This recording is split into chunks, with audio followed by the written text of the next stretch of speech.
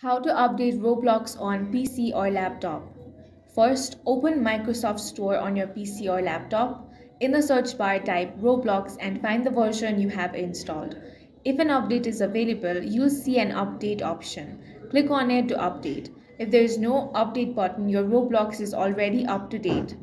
Next thing you can do is open a web browser and go to roblox.com. Launch a game you're playing on Roblox. If an update is needed, a prompt will appear asking you to update the game.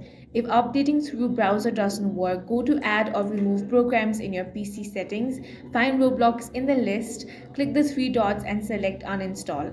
After uninstalling, go to Microsoft Store or browser, install Roblox again, and you'll have the latest version.